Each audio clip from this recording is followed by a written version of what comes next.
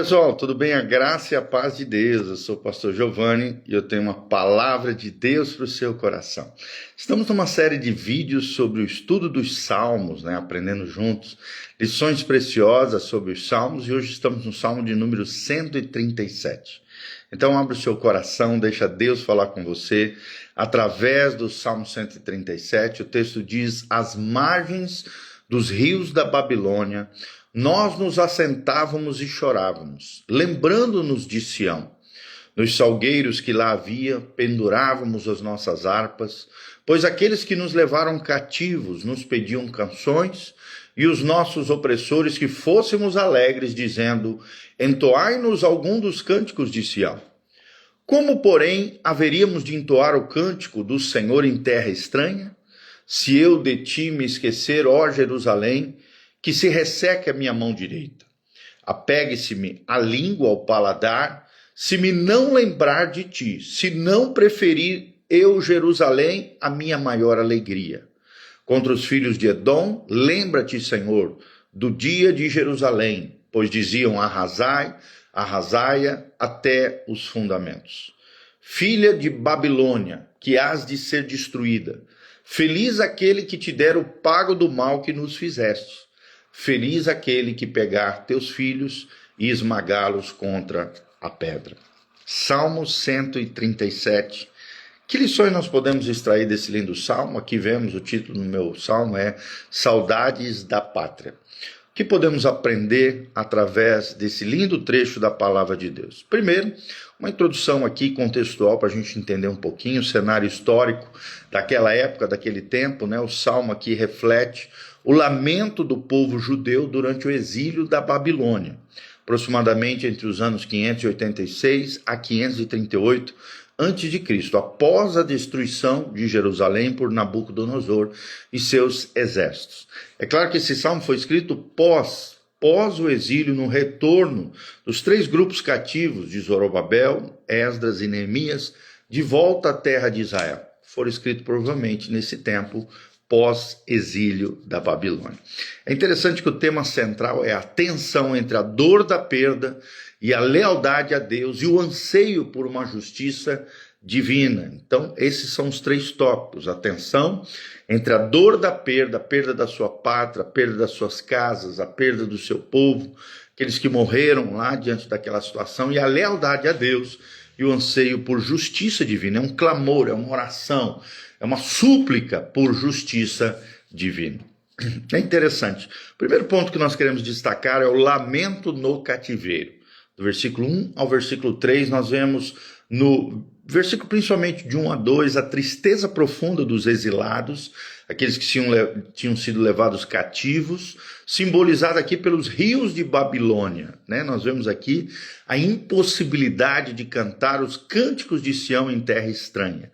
Estavam debaixo de tirania, subjugados, ali sem liberdade alguma, debaixo da opressão dos seus tirânicos, dos seus aqueles que haviam levado o povo cativo para a terra da Babilônia. É interessante que vemos também um ponto teológico aqui importante para nós guardarmos no nosso coração. A adoração genuína está ligada à comunhão com Deus e à liberdade espiritual. Como eles não tinham liberdade nem espiritual, nem pessoal, ficava complicada a adoração genuína e a comunhão com Deus. Nós vemos aqui no versículo 3 a provocação dos opressores, quando eles diziam: cantai-nos um cântico de Sião.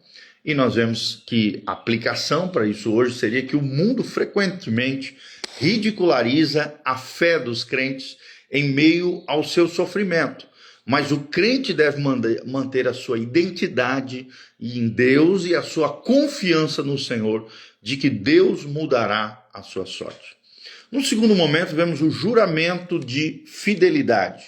O juramento de fidelidade, ou seja, a recusa de esquecer Jerusalém. Versículo 4 ao versículo 6. Como entoaremos o cântico do Senhor em terra estranha, diz aqui o autor Davi, desse lindo salmo, Davi não, os cativos que voltaram de Sião. Então, como entoaremos o cântico do Senhor em terra estranha? É a pergunta que surge em meio a esse retorno, né, babilônico ali do cativeiro medo-persa e babilônico. Então, vemos aqui que a prioridade de Deus deve estar sobre qualquer circunstância. Será que você tem priorizado a Deus na sua vida, no seu coração? Você tem buscado a Deus? Você tem vivido na presença de Deus sobre qualquer circunstância? Independente daquilo que está acontecendo na tua vida, os problemas, as dificuldades, as tribulações, as lutas, você tem priorizado a Deus? Tem muita gente que acaba esquecendo de Deus em meio a circunstâncias complexas, difíceis que estão vivendo. No versículo 5 ao versículo 6, nós vemos uma espécie de maldição autoimposta, quando o autor diz: esqueça-se a minha destra, se eu não me lembrar de ti, né? Uma espécie de maldição autoimposta. Esqueça-se a minha destra, a minha mão direita, se eu não me lembrar de ti. Então ele está trazendo à memória a importância de não se esquecer de Deus, dos seus princípios, dos seus valores. O princípio aqui aprendido é que a lembrança de Sião representa a esperança na aliança com Deus e na restauração prometida por Deus ao seu povo. Tá bom? Então esses são os principais tópicos de 1 a 6. Depois nós vemos as imprecações contra os inimigos, né? O clamor, a súplica, em favor de um juízo de Deus contra os inimigos, do versículo 7 ao versículo 9. Nós vemos a menção a Edom, né? Que era um povo que estava ali ao redor, os edomitas, que eram filhos de Esaú, que se alegraram com a queda de Jerusalém. De alguma maneira tentaram prejudicar Jerusalém, Sião, Israel. Então, Edom simboliza isso, a traição e inimizade contra o povo de Deus. É o que diz Obadias 1, de 10 a 14. Fala dessa alegria, desse prazer, desse deleite dos inimigos do povo de Deus em meio ao caos, ao sofrimento de Israel. Versículo 8 ao versículo 9, vemos a maldição contra a Babilônia.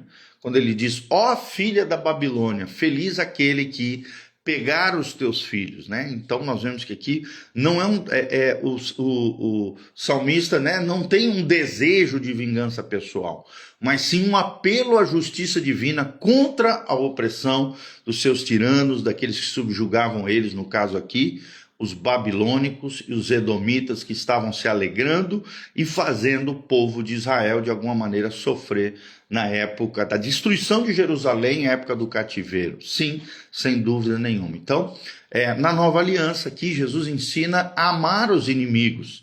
Mateus 5, 44, mas o princípio da justiça de Deus permanece, Romanos 12, versículo 19, né? Aquele que Deus retribuirá a cada um conforme as suas obras, diz Romanos capítulo 12, 19.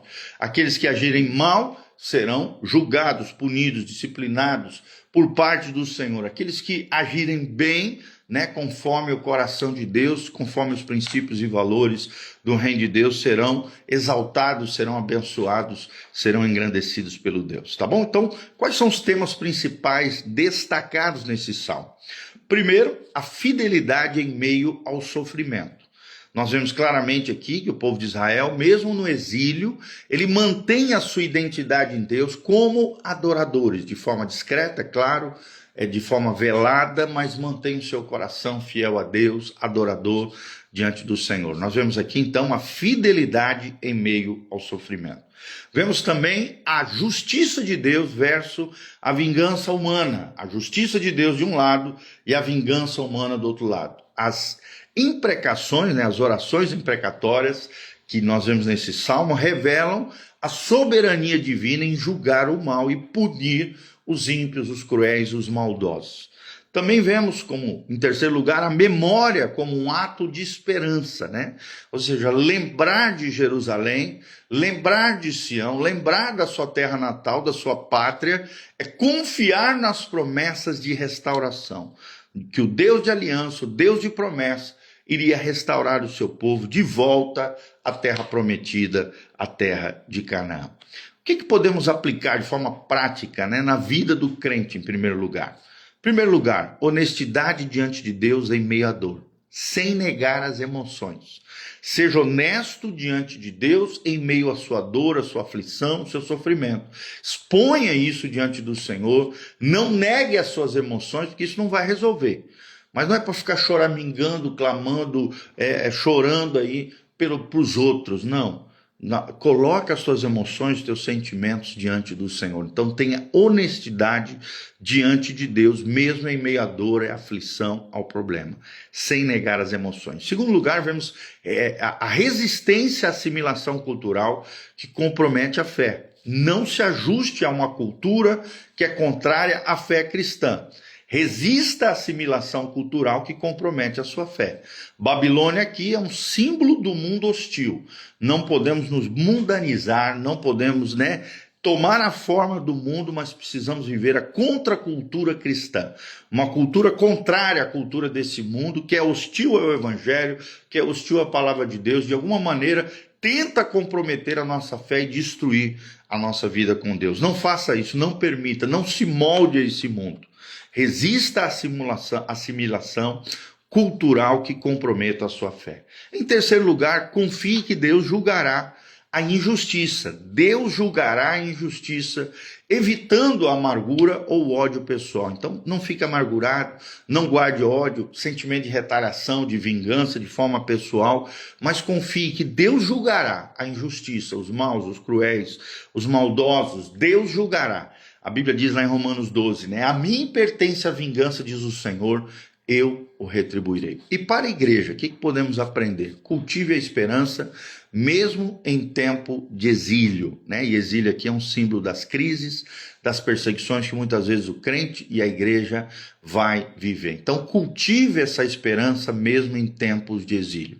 Priorize a adoração como expressão de dependência de Deus. Seja um adorador, em vez de ficar reclamando, murmurando, adore ao Senhor como uma expressão da sua dependência de Deus. O que podemos concluir nessa mensagem central do Salmo 137? O Salmo 137 ensina a fidelidade de Deus prevalecendo sobre a dor e que a justiça divina é a resposta definitiva contra o mal. Então, o que nós podemos extrair como lição final? A restauração prometida por Deus não anula a realidade do sofrimento.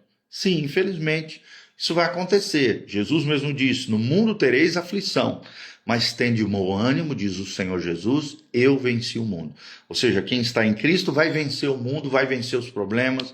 Então, a restauração prometida por Deus não anula a realidade do sofrimento, mas garante que Ele, Jesus, Cristo, nosso Senhor e Salvador, redime todas as coisas, restaura todas as coisas e nos libertará de todo mal. Então, as imprecações, essas orações de pedido por juízo divino do Salmo não devem ser usadas para justificar o nosso ódio, nosso sentimento de retaliação, vingança, mas sim para lembrar que o juízo pertence a Deus. Lembre-se, em Cristo, o crente encontra o equilíbrio entre clamar por justiça e praticar o perdão, é o que nos ensina 1 Pedro 2:23. Vou repetir, em Cristo o crente encontra o equilíbrio entre clamar por justiça e praticar o perdão. Tá bom? Então, guarde isso no coração, todos esses ensinamentos que nós aprendemos através do Salmo 137. O tema é Saudades da Pátria Amada. Saudades da Pátria Amada é o principal tópico do Salmo 137, tá bom? Aprendemos o lamento no cativeiro, do versículo 1 ao versículo 3. Aprendemos o juramento de fidelidade, do versículo 4 ao versículo 6. Aprendemos as imprecações contra os inimigos, do versículo 7 ao versículo 9. Temas principais: fidelidade em meio ao sofrimento, a justiça de Deus versus a justiça humana, a memória como ato de esperança, as aplicações, a honestidade diante de Deus na dor, sem negar as emoções, resistir à assimilação cultural que compromete a sua fé e confie que Deus julgará a injustiça, evitando a amargura ou o ódio pessoal. Então, esses são os principais tópicos que nós aprendemos no Salmo 137. Espero de alguma maneira ter abençoado você, o seu coração. Que Deus abençoe você, tua casa, tua família. Tenha saudades de Sião. Deseje um dia habitar com Cristo no lar celestial. Precisamos lembrar sempre, que diz Apocalipse, que a nova Jerusalém descerá dos céus e nós reinaremos com ele para todo sempre. Você que vive uma vida de fé, de confiança, de obediência à palavra de Deus, um dia reinaremos com ele, com Cristo, nosso Senhor e Salvador. A partir de Jerusalém, de Sião sairá toda a lei, e o Rei de tudo e de todos, Jesus Cristo, nosso Senhor e Salvador, reinará para todo sempre, e aqueles que têm uma aliança com ele serão príncipes e princesas, nação santa, povo de propriedade exclusiva, povo de propriedade exclusiva de Deus, santa e irrepreensível, justificados pelo próprio Deus, reinarão e governarão com ele por toda a eternidade. Amém? Que Deus abençoe a Claudinha, a Sana Oficial, Kleber Comar, Ana Paula Rossi, a Cela Kemily e a Márcia Balan, que estão aqui conosco online. Que Deus abençoe cada um de vocês. Que a graça e a paz de Jesus esteja sobre todos nós. E que Jesus Cristo abençoe você, tua casa, a tua família. Não esqueça de dar um joinha, de apertar aqui no aviãozinho, compartilhar esse vídeo através das suas redes sociais. Não esqueça de clicar nos comentários, deixar seus comentários aqui, o seu nome, a cidade de onde você está nos assistindo, o que você achou desse vídeo, o que Deus falou com você através desse vídeo. Não esqueça de nos seguir no YouTube. Instagram, Facebook, YouTube, Igreja Casa na Rocha, Spotify também, a maior plataforma de áudio do mundo. É só colocar na lupinha Pastor Giovanni Júnior, Pastor Giovanni Zimmermann ou Igreja Casa na Rocha, você nos encontrará lá. Assine, né? Compartilhe e dê um joinha e também siga o nosso canal no YouTube, PR Giovanni Júnior, tá? PR Giovanni Júnior é o nosso canal no YouTube. Quero terminar orando pela sua vida. Pai, no nome de Jesus, colocamos todas essas situações diante do Senhor, todo esse aprendizado, todas essas lições preciosas que aprendemos sobre a saudade do povo de Israel, voltando do cativeiro à sua pátria, Pai, restaurando todas as coisas debaixo da mão poderosa do Senhor. Assim como o Senhor restaurou o teu povo lá atrás, trazendo-os de volta à terra prometida, nos leva à terra prometida, o céu, restaurando todas as coisas na nossa vida e nos fazendo cada dia mais alinhados com o céu, em arrependimento, quebrantamento, santificação, consagração diante do Senhor. Possamos, ó Deus, viver confiando, Deus, de que o Senhor é aquele que retribui o bem e o mal. O Senhor é o justo juiz que julga a causa do seu povo, nos restaura, nos liberta de todos aqueles que nos assolam e de alguma maneira tentam nos tiranizar e nos subjugar. Que o Senhor nos liberte, nos cure, nos restaure. Ó Deus, transforme a nossa vida, o nosso coração, liberta os cativos, cura os enfermos, sara os feridos, restaura o teu povo, Pai, ao teu coração. Alinha cada um deles com o teu coração e os abençoa, os prospera, assim como o Senhor fez com as 3 levas que retornaram do cativeiro, com Zorobabel, Esdras e Neemias, restaurando todas as coisas na terra de Israel. Restaura a tua noiva, a tua igreja, o teu povo, lava-nos com a tua palavra, purifica-nos com o teu sangue e unge-nos, ó Deus, com o teu óleo, o óleo do Espírito Santo de Deus. É o que nós te pedimos de todo o coração, para o louvor e glória do teu nome, em o nome de Jesus. Amém, amém e amém. Grande abração, beijão. Deus os abençoe, queridos. A graça e a paz do Senhor.